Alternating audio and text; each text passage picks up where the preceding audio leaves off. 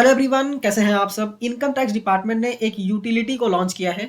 ये यूटिलिटी बहुत ही इंपॉर्टेंट है। अगर आप इनकम टैक्स का रिटर्न फाइल करते हैं या फिर आप एक टैक्स प्रोफेशनल हैं, आपके लिए बहुत ही इंपॉर्टेंट होने वाली है। ठीक है, अभी ये यूटिलिटी काम किस लिए करने वाली है तो आइए बताता हूँ मैं आपको। इनकम टैक्स एक्ट में जितने भी सेक्शंस थे, हम सारे सेक्शन से फैमिलियर है। ठीक है, फॉर एग्जाम्पल अगर हमें लाइफ इंश्योरेंस का डिडक्शन लेना है, एलआईसी का डिडक्शन लेना है, तो हमको पता है सेक्शन 80C में हमें डिडक्शन मिलता है। ठीक है, लेकिन सवाल ये आता है कि जो इनकम टैक्स बिल 2025 है, ठीक है, अगर इनकम टैक्स 2025 में अगर मुझे ये बोला जाए कि एलआईसी का मुझे डिडक्शन लेना है, वो कौन से सेक्शन में है, तो मुझे कैसे पता चलेगा, क्योंकि इनकम टैक्स बिल तो अभी तक आपने पढ़ा नहीं है। ठीक है, तो ये यूटिलिटी हमें बताएगी कि इनकम टैक्स एक्ट 1961 में जो भी चीजें थी, जिस भी सेक्शन में थी, वो सारी चीजें हमें इनकम टैक्स बिल में कौन से सेक्शन या फिर कौन से क्लॉज में मिलेंगी। ठीक है, एग्जाम्पल से समझते हैं, आपको बहुत ही अच्छे समझ में आएगा। इनकम टैक्स एक्ट यहाँ पे लिखा हुआ है 1961, और यहाँ पे लिखा है corresponding clause of income tax bill 2025। ठीक है, अभी यहाँ पे हम कोई भी सेक्शन सेलेक्ट कर लेते हैं। एग्जांपल लेते हैं, मैं यहाँ पे सेक्शन 80C सेलेक्ट कर लेता हूँ। ठीक है, यहाँ पे सारे सेक्शन है। आप स्क्रॉल डाउन करके 80C पे आते हैं हम लोग। ठीक है, इसमें आपको सारे सेक्शन मिल जाएगा, जो भी सेक्शन आप सेलेक्ट सर्च करना चाहे सारे मिल जाएंगे। ठीक है, ये रहा section 80C, deduction for insurance premium. ठीक है, इसमें हम जैसे ही क्लिक करेंगे, ये हमको बता देगा कि इनकम टैक्स बिल के कौन से क्लॉज में सेक्शन 80C वाली चीजें लिखी हुई है। यहाँ पे लिखा है 123। ठीक है, एक क्रॉस चेक कर लेते हैं। क्लिक हियर पे क्लिक करेंगे तो इनकम टैक्स बिल जो है यहाँ पे डाउनलोड हो जाएगा। ये रहा, मैंने यहाँ पे ओपन कर दिया है। ठीक है, तो 123 करके आप कंट्रोल एफ करके सर्च भी करेंगे तो यहाँ पे मिल जाएगा। ठीक है, टोटल 622 पेजेस हैं, तो आपको कंट्रोल एफ करके आप सर्च कर सकते हो। तो यहाँ पे देखिए 123 है। ठीक है, और ये बात करता है deduction for life insurance premium. ठीक है, deferred annuity, contribution to provident fund etcetera. तो ये बेसिकली यहाँ पे देखिए बात कर रहा है, और यहाँ पे देखेंगे ना तो आपको डिडक्शन भी बता दिया गया है। 1,50,000 रुपीज़ का यहाँ पे डिडक्शन आपको मिलेगा। ठीक है, वापस दूसरा कोई सेक्शन हम देख लेते हैं। फॉर एग्जाम्पल 80C हमने देख लिया, 80D हम देख लेते हैं। ठीक है, यहाँ पे किधर है 80D, ये रहा सेक्शन 80D।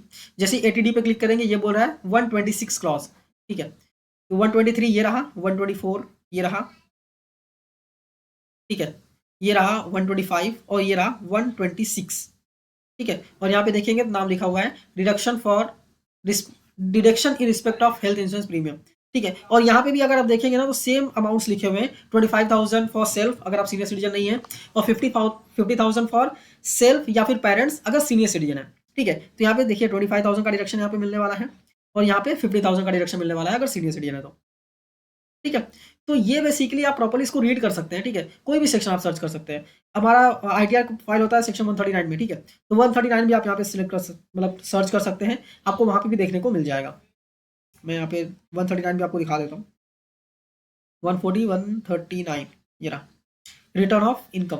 इस पर जैसे ही क्लिक करेंगे 263 क्लॉज 263 में आपको रिटर्न ऑफ इनकम के डिटेल्स देखने को मिल जाएंगे। ठीक है, तो उम्मीद करता हूँ ये प्रॉपर्ली आपको समझ में आ गया होगा। आप इसको बुक मार्क करके रखिए, क्योंकि बहुत ही काम आने वाला है। आपको कोई भी सेक्शन सर्च करना होगा इनकम टैक्स बिल के क्लॉजेस में, तो आप सर्च कर सकते हैं, कोई दिक्कत नहीं है। ठीक है, एक और इंपॉर्टेंट चेंजेस किया गया है टैक्स ईयर। ठीक है, जो असेसमेंट ईयर होता है, फाइनेंशियल ईयर होता है, प्रीवियस ईयर होता है, हम ये टर्म यूज करते थे। ठीक है, तो ये टर्म में बहुत सारे कंफ्यूजन होते थे लोगों को, तो यहाँ पे अभी एक डेफिनेशन ला दिया गया है टैक्स ईयर का। ठीक है, टैक्स ईयर क्या होगा, बेसिकली ये 12 महीने होंगे। ठीक है, जो कि स्टार्ट होगा 1 अप्रैल से। ठीक है, हर साल के 1 अप्रैल से स्टार्ट होगा, और 12 महीने होंगे, जिसको हम टैक्स ईयर बोलेंगे। और ये टैक्स ईयर जो है वो 12 महीने से कम भी हो सकता है। अगर आपने प्रोफेशन, अपना बिजनेस प्रोफेशन या फिर जो भी सोर्स ऑफ इनकम आप अर्न करते हैं, अगर आपने मिड ऑफ द ईयर में किया है तो ये मंथ कम भी हो सकते हैं। मान लीजिए कि अगर आपने दिसंबर से अपना बिजनेस स्टार्ट किया, फिर दिसंबर से अपना जॉब स्टार्ट किया, तो दिसंबर, जनवरी, फरवरी, मार्च 4 महीने का आपका टैक्स ईयर होगा। ठीक है, एक एफएक्यू रिलीज किया गया था, मैं वो दिखाता हूँ आपको, उसमें आपको बहुत ही अच्छे से समझ में आ जाएगा। ये रहा एफएक्यू, जिसमें बोला गया what is tax year, tax year क्या होगा। ठीक है, तो इसमें पहले तो ये बताया गया कि प्रीवियस ईयर, असेसमेंट ईयर, ये बहुत ही कंफ्यूजिंग होता था टैक्स पेयर्स के माइंड में। क्योंकि अगर मैं आपको बताऊं कि प्रीवियस ईयर क्या होता है, असेसमेंट ईयर क्या होता है, मैं थोड़ा सा बता देता हूँ आपको। अभी जो ईयर चल रहा है, मतलब जो अभी रनिंग ईयर है, 1 अप्रैल 2024 से 31 मार्च 2025, ये रनिंग है। ठीक है, ये पीरियड जो है ये फाइनेंशियल ईयर है, और इस फाइनेंशियल ईयर का जिस साल में हम रिटर्न फाइल करेंगे, ठीक है, इसका हम फाइल करेंगे, नेक्स्ट ईयर में फाइल करने वाले हैं, जो ड्यू डेट है, वो ईयर जो होता है वो असेसमेंट ईयर होता है। ठीक है, तो ये बहुत कंफ्यूजिंग होता था टैक्स पेयर्स के माइंड में, कि कहीं पे ए वाई लिखा है, कहीं पे पी वाई लिखा है, कहीं पे एफ वाई लिखा है, तो ये बहुत दिक्कत होती थी। तो इसको भी पूरा हटा दिया है। हटाने के बाद एक टैक्स ईयर करके भी, एक का टैक्स ईयर करके एक वर्ड लाया है, जो कि यूज किया जाएगा। ठीक है, अभी सवाल ये आता है कि फाइनेंशियल ईयर जो है ये क्या पूरा ही चला गया, तो फाइनेंशियल ईयर कहीं कहीं पे यूज किया जाएगा। ठीक है, जहां पे बहुत ज्यादा रिक्वायर्ड है वहां पे ही फाइनेंशियल ईयर यहाँ पे सेपरेटली, जहां पे रिक्वायर्ड है वहां पे यूज किया जाएगा। जैसे कि period for filing returns, rectification, ठीक है, या फिर कोई प्रोसीजरल एक्शन या फिर कंप्लायंसेस हो, इन सब में जहाँ पे भी सेपरेटली रिक्वायर्ड है फाइनेंशियल ईयर यूज़ करने के लिए, वहाँ पे यूज़ किया जाएगा। नेक्स्ट सवाल ये आता है कि जो फाइनेंशियल ईयर है, क्या ये कहीं डिफाइन किया हुआ है क्या? तो अगर हम फाइनेंशियल ईयर देखें तो ये कहीं भी डिफाइन किया हुआ नहीं है, ठीक है। इवन इनकम टैक्स एक्ट 1961 में भी नहीं था, और इनकम टैक्स बिल जो आया है उसमें भी डिफाइन हुआ नहीं था। लेकिन ये डिफाइन किया गया है section 3 subsection 21 of the general clauses act 1897 as the year commencing और 1 अप्रैल, ठीक है।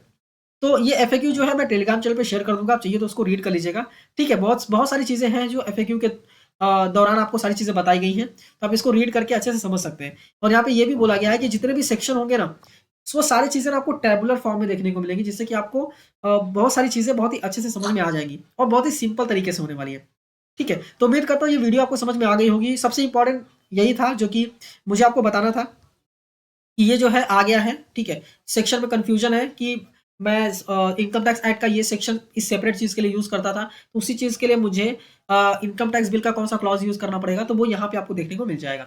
तो उम्मीद करता हूँ वीडियो आपको अच्छी लगी होगी। वीडियो अच्छी लगी तो इस वीडियो को लाइक कीजिए, अपने दोस्तों के साथ भी शेयर कीजिए, और ऐसे ही इनकम टैक्स से रिलेटेड जानकारी के लिए चैनल को सब्सक्राइब करना मत भूलिए, ठीक है।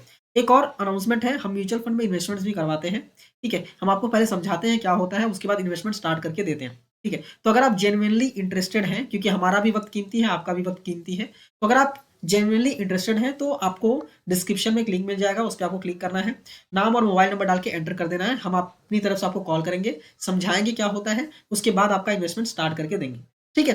तो मिलते हैं नेक्स्ट वीडियो में। Thank you for watching and all the best.